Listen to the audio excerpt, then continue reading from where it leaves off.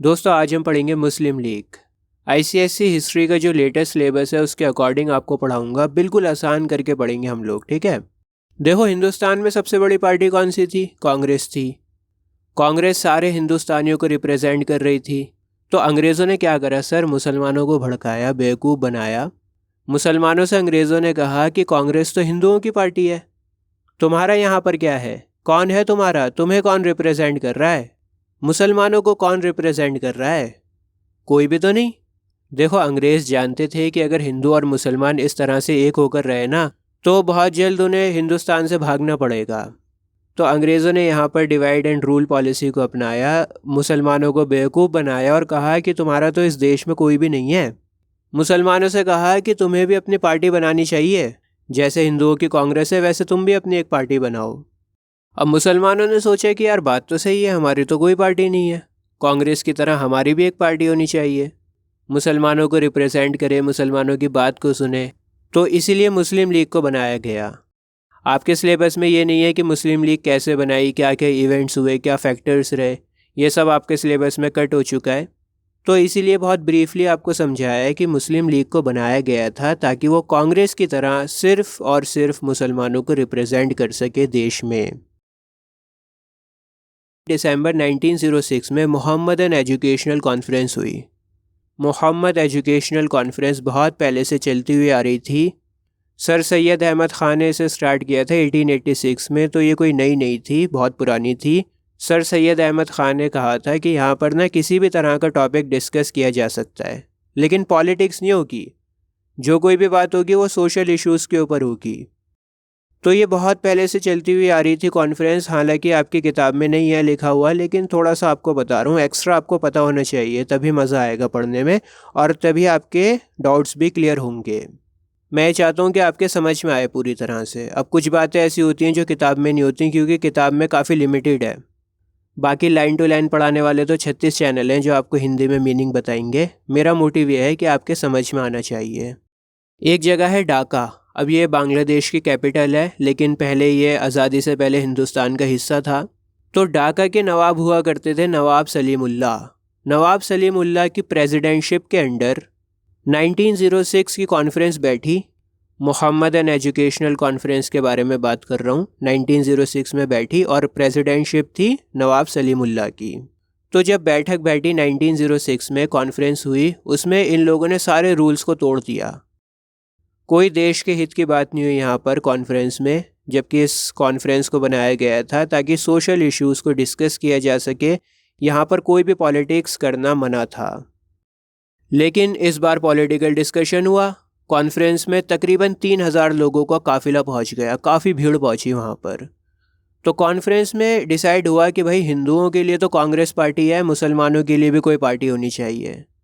ऐसी पार्टी बनाओ जो सिर्फ मुसलमानों को रिप्रेजेंट करे। तो यहाँ पर एक मोशन पास हुआ कि मुसलमानों के लिए भी एक पार्टी बनाई जाएगी। पार्टी बनाई जाएगी ये तो सोच लिया था, पर नाम क्या होगा उस पार्टी का?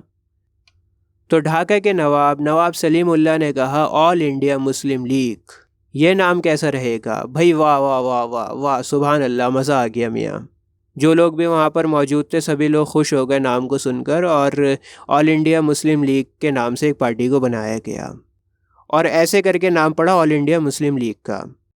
और मैं आपको बताऊं, आगा खान को परमानेंट प्रेसिडेंट बना दिया गया था। बहुत इंपॉर्टेंट नाम है, इसको याद रखना और डेट को भी याद रखना। आगा खान को परमानेंट प्रेसिडेंट बनाया गया था ऑल इंडिया मुस्लिम लीग का। अब देखो, पहले तो ये डिसाइड हुआ था कि इसके हेडक्वार्टर्स अलीगढ़ में होंगे, लेकिन फिर डिसाइड किया गया कि इसका सेंट्रल ऑफिस होगा लखनऊ में। अब मैं आपको ऑल इंडिया मुस्लिम लीग के ऑब्जेक्टिव्स के बारे में बता देता हूँ। मैंने एक शेर पढ़ा था अल्लामा इकबाल साहब का, वो शेर आपको सुनाना चाहता हूँ आगे बढ़ने से पहले। इकबाल साहब ने कहा था, दरिया कौसर चांद तारे क्या जाने फ़राक़ व नासबूरी। इसका मतलब ये है शेर का कि जो हिंदू मुस्लिम जाति पाति ऊंच नीच ये सब तो हमने इंसानों ने बना रखा है। नेचर ने तो हमें इंसान पैदा किया है। दरिया में, माउंटेन्स में, चांद में, तारे में तो कोई डिस्क्रिमिनेशन नहीं होता, कोई यहाँ पर तो जाति पाति नहीं है। ये सब तो हमने बनाया है। जो पानी है वो सबके लिए एक जैसा है, जो तारे हैं वो सबके लिए एक जैसे हैं, जो पहाड़ हैं वो सबके लिए एक जैसे हैं। लेकिन इंसान क्यों बढ़ गया है? क्योंकि हमने उसे धर्मों में और जातियों में बांट दिया है। और अच्छे बुरे लोग तो देखो हर कम्युनिटी में होते हैं, लेकिन कुछ ख़राब लोगों की वजह से जो अच्छे लोग होते हैं ना, उन्हें भी बहुत सहना पड़ता है। चलो अब मैं फटाफट आपको ऑब्जेक्टिव्स के बारे में बता देता हूँ। देखो, मुसलमान भी अंग्रेज़ों के ख़िलाफ़ लड़ रहे थे, ठीक है, लेकिन मुस्लिम लीग का पहला ऑब्जेक्टिव ये था कि जो अंग्रेज़ों के ख़िलाफ़ है ना मुसलमान, इन्हें समझाओ जाके, इन्हें बताओ कि अंग्रेज़ हमारे अपने हैं, हमें अंग्रेज़ों को सपोर्ट करना है, इन्हें बताओ जाके। इनका मेन ऑब्जेक्टिव ये बन गया था मुस्लिम लीग वालों का कि हमें अंग्रेज़ों को सपोर्ट करना है, और जो भारत के मुसलमान अंग्रेज़ों के ख़िलाफ़ लड़ रहे हैं, उन मुसलमानों को भी हमें समझाना है कि आप अंग्रेज़ों के ख़िलाफ़ मत लड़ो, बल्कि अंग्रेज़ों को सपोर्ट करो। तो जो मुसलमान सही रास्ते पे चल रहे हैं, उन्हें भी भटकाने का काम कर रहे हैं। दूसरा ऑब्जेक्टिव था कि हमें मुसलमानों के पॉलिटिकल राइट्स और इंटरेस्ट का ध्यान रखना है। मुस्लिम लीग को बनाए ही मुसलमानों के लिए गया था, तो यहाँ पर सिर्फ और सिर्फ मुसलमानों की बात होगी। सरकार के सामने मुसलमानों की ज़रूरतों और इच्छाओं को पेश करना। तीसरा ऑब्जेक्टिव ये था कि मुसलमानों को ना तो अंग्रेज़ों के साथ में कोई दुश्मनी को रखना है, और ना ही किसी दूसरी कम्युनिटी के साथ में कोई दुश्मनी को रखना है। ये ऑब्जेक्टिव काफ़ी बढ़िया लगा मुझे। इसमें मेन एम ये था कि हमें दुश्मनी को ख़त्म करना है, चाहे वो अंग्रेज़ों के ख़िलाफ़ हो या फिर वो किसी दूसरी कम्युनिटी के ख़िलाफ़ हो। दोस्तों, आपके लेटेस्ट सिलेबस के अकॉर्डिंग अब आपको पढ़ना है लखनऊ पैक्ट के बारे में। लखनऊ पैक्ट शुरू करने से पहले कुछ बातें आपको बतानी है बहुत ज़रूरी। देखो, मुस्लिम लीग को शुरू में तो ऐसा लग रहा था कि अंग्रेज़ हमारे साथ में, ठीक है, हमारे भाई हैं अंग्रेज़। लेकिन धीरे धीरे मुस्लिम लीग की ये समझ में आ गया कि अंग्रेज़ किसी के भी सगे नहीं है, ये तो किसी के भी भाई नहीं है, ये तो किसी के भी सगे नहीं है। देखो, लिटरेसी रेट मुसलमानों में हमेशा से बहुत कम रहा है, और जब आप पढ़े लिखे नहीं होते हो, जज्बाती बहुत ज़्यादा होते हो, तो आपको घुमाना बड़ा आसान हो जाता है। बहुत आसानी से आपको मामू बनाया जा सकता है। अंग्रेज़ों के लिए बड़ा आसान था कम पढ़े लिखे और जज्बाती लोगों को मामू बनाना। तो यहाँ पर मुसलमानों के जज्बातों के साथ, उनकी फीलिंग्स के साथ अंग्रेज़ों ने खेला था, और वो कामयाब भी हो गए थे। लेकिन मुस्लिम लीग के समझ में आ गया कि अंग्रेज़ किसी के सगे नहीं होते। मुस्लिम लीग के समझ में आ गया था कि अंग्रेज़ भी हमारे दुश्मन हैं। तो फिर मुस्लिम लीग ने क्या करा, कांग्रेस के पास में गया 1916 में, और 1916 में कांग्रेस और मुस्लिम लीग दोनों ने आपस में हाथ मिलाया, और इस एग्रीमेंट को, इस हाथ मिलाने को ही कहा जाता है लखनऊ पैक्ट। आया समझ में? मज़ा आया? वीडियो को लाइक करो अगर समझ में आ रहा है तो। मेरा तो मन कर रहा है कि 1 घंटा पढ़ाऊँ यार, आपको बारीक बारीक बातें बताऊँ, लेकिन उतना ही पढ़ाऊँगा जितना आपके काम का है। तो लखनऊ पैक्ट आपको समझ में आया क्या था? कांग्रेस और मुस्लिम लीग दोनों ने मिलकर हाथ मिलाया, और इस एग्रीमेंट को कहा जाता है लखनऊ पैक्ट। अब मैं आपको लखनऊ पैक्ट के सिग्निफिकेंस के बारे में बता देता हूँ। ICSE के रिड्यूस सिलेबस के अकॉर्डिंग बस आपको सिग्निफिकेंस ही पढ़ने हैं लखनऊ पैक्ट के। सबसे पहले तो ये था कि हिंदू मुस्लिम के बीच में जो दरारें आ गई हैं ना, उन दरारों को भरने का काम किया लखनऊ पैक्ट ने। थोड़ी सी कांग्रेस झुकी, थोड़ा सा मुस्लिम लीग झुका। देखो, कांग्रेस जो है ना, वो सेकुलर पार्टी है और वो सभी लोगों को बराबर मानती है।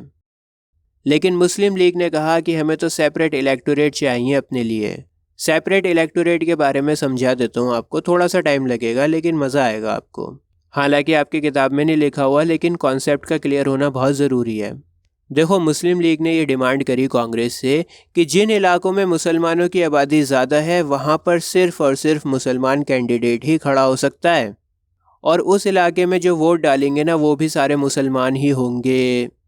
फॉर एग्ज़ाम्पल, मान लो मेरठ नाम की एक जगह है, वहाँ पर मान लो 70% मुसलमान रहते हैं, तो मेरठ में जो कैंडिडेट्स खड़े होंगे वो सारे मुसलमान होंगे, कोई दूसरी कम्युनिटी का कैंडिडेट खड़ा नहीं हो सकता। और उन कैंडिडेट्स की जो वोटिंग होगी, जो वोट डालने जाएगा, वो भी सारे मुसलमान ही होंगे, किसी दूसरी कम्युनिटी का वोट नहीं चलेगा, सारे मुसलमान ही वोट डालेंगे। और इसी को कहा जाता है सेपरेट इलेक्टोरेट। अगर समझ में नहीं आया तो एक बार वीडियो को और देख लो, वैसे तो मैं आसान करके समझाता हूँ आपको। तो दोस्तों, मुस्लिम लीग ने ये कहा कि देश में 1/3 1/3 सीट्स मुसलमानों के लिए रिजर्व होनी चाहिए। कांग्रेस ने कहा कि हमने तुम्हारी एक बात को मान लिया है, अब तुम भी हमारी एक बात को मानो। जिस किसी को भी मेजॉरिटी मिलेगी वही शासन करेगा। इलेक्शन होगा और इलेक्शन में जो कोई भी जीतेगा वही रूल करेगा, ऐसा नहीं है कि कोई भी रूलर बन गया। मुस्लिम लीग ने कहा ठीक है, हमने मान ली तुम्हारी बात, और इस तरह से हिंदू मुस्लिम एक हो गए, और 1916 से 1922 तक दोनों ने मिलकर अंग्रेज़ों के ख़िलाफ़ काम किया। इसके अलावा दोस्तों कांग्रेस बड़ी ताकतवर बन गई। देखो मैंने फर्स्ट फेज़ और सेकंड फेज़ वाली वीडियो में आपको बताया था कि किस तरह से अर्ली नेशनलिस्ट और असर्टिव नेशनलिस्ट अलग अलग हैं। अर्ली नेशनलिस्ट के मेथड अलग हैं, असर्टिव नेशनलिस्ट के मेथड अलग हैं। बात आ रही है समझ में? सूरत स्प्लिट में क्या हुआ, असर्टिव नेशनलिस्ट अलग हो गए कांग्रेस से, कांग्रेस 2 जगह पर बढ़ गई। लेकिन लखनऊ पैक्ट के बाद क्या हुआ, असर्टिव नेशनलिस्ट वापस आ गए कांग्रेस में यूनिटी आ गई, एकता आ गई। उस ज़माने में कांग्रेस के प्रेसिडेंट थे अंबिका चरण। तो अंबिका चरण ने कहा कि अगर यूनाइटेड कांग्रेस, एकजुट कांग्रेस सूरत में दफन हुई थी ना, यूनाइटेड कांग्रेस अगर सूरत में दफन हुई थी तो लखनऊ में उसका दोबारा जन्म हुआ है। मतलब लखनऊ में दोबारा से कांग्रेस जिंदा हो गई है, दोबारा से ताकतवर बन गई है। अब जब सब लोग एक हो गए, Muslim League, early nationalist, assertive nationalist, सभी लोग एक हो गए, तो फिर अंग्रेज़ बड़ा परेशान हो गए। उनके ऊपर बड़ा ज़बरदस्त प्रेशर पड़ा, उनकी डिवाइड एंड रूल की पॉलिसी ख़त्म हो गई। दोस्तों फर्स्ट वर्ल्ड वॉर हो रहा था उस टाइम पर, तो हिंदुस्तान के सभी लीडर्स ने अंग्रेज़ों पर प्रेशर बनाया और कहा कि अगर आप चाहते हो ना कि हम ब्रिटिश को सपोर्ट करें, आपके साथ वफादार रहें, आपके साथ रहें, तो फिर आपको कॉन्स्टिट्यूशनल चेंजेस करने पड़ेंगे, सिस्टम में चेंजेस करने ही पड़ेंगे, हमारी बात माननी ही पड़ेगी अगर आप चाहते हो कि हम आपको सपोर्ट करें। और आखिरकार अंग्रेज़ों को झुकना पड़ा और इंडियन लीडर्स की डिमांड को मानना पड़ा। 20 अगस्त 1917 में अंग्रेज़ों ने डिक्लेयर कर दिया कि हिंदुस्तान में सेल्फ गवर्नमेंट यानी स्वराज आएगा। दोस्तों आपके सिलेबस में बस इतना ही है। अभी आपकी स्क्रीन के ऊपर एक प्लेलिस्ट आ रही है, इस प्लेलिस्ट पर क्लिक करके आपको आईसीएसई हिस्ट्री और सिविक्स के सारे चैप्टर्स मिल जाएंगे बहुत ही आसान लैंग्वेज में। फ़ायदा उठाओ, फ्री वीडियोज़ हैं। जय हिंद।